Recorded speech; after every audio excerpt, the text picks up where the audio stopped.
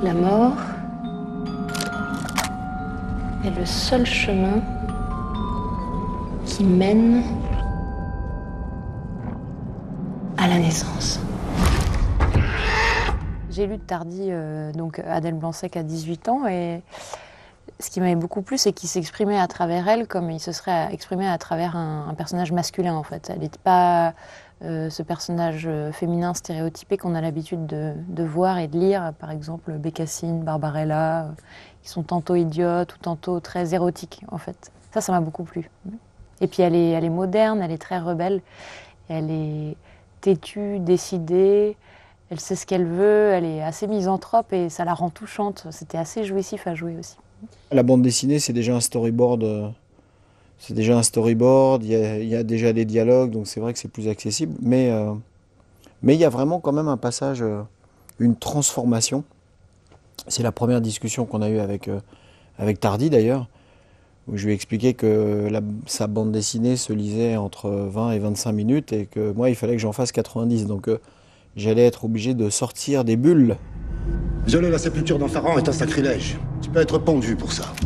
J'ai besoin de son savoir. C'est pour guérir l'humanité. Non, juste ma sœur.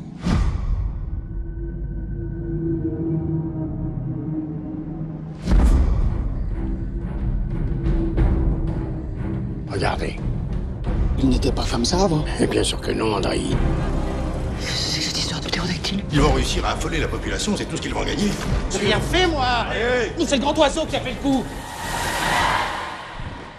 Eh bien, l'inspecteur Caponi, qui est né sous l'imagination fertile de Tardy, représente un peu toute la bêtise humaine, on va dire. On l'appelle toujours un peu pour des affaires impossibles à résoudre. Lui qui avait plutôt envie de se reposer et de se faire une côte de bœuf, il se retrouve à partir dans une aventure parce qu'il y a un ptérodactyle, un mot qu'il n'arrive pas à prononcer jamais, qui vole dans le ciel de Paris. Lui, il ne sait même pas ce que c'est que cet animal-là, il ne sait pas d'où ça sort, il ne sait pas d'où ça vient, il ne sait pas quel âge ça. Et on lui dit qu'il a 24 heures pour retrouver l'animal.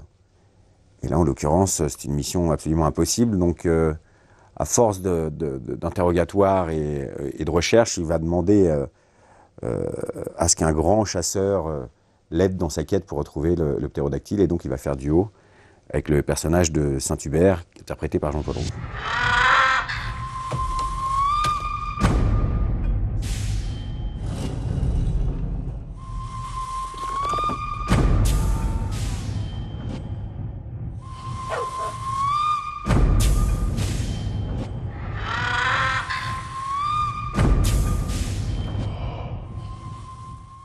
Parce qu'il s'est passé des choses entre Dieu le veut et Adèle Blanc-Sec.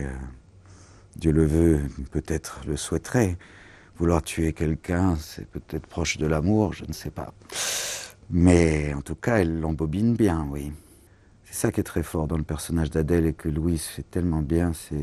En plus, ça se passe au début du siècle, mais c'est une journaliste ou une romancière plutôt. C'est une femme libre, quoi, indépendante. Et ça doit être un peu insupportable.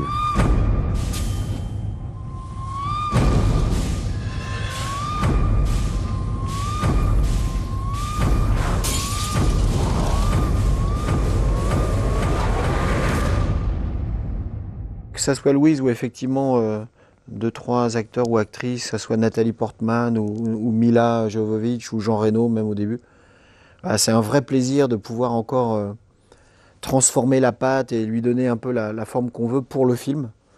Ça, c'est vrai que c'est très agréable.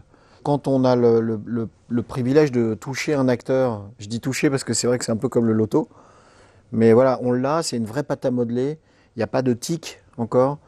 Ils entendent encore les informations, ils ne sont pas déformés, ils ne savent pas exactement comment marche l'objectif, comment marche la caméra.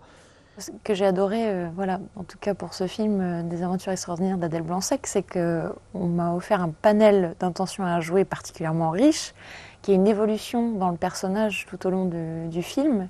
À chaque fois, il y a tout un tas d'aventures, enfin qui m'entraînent sur divers terrains en fait, et du coup, j'ai l'impression de ne pas en avoir terminé avec Adèle.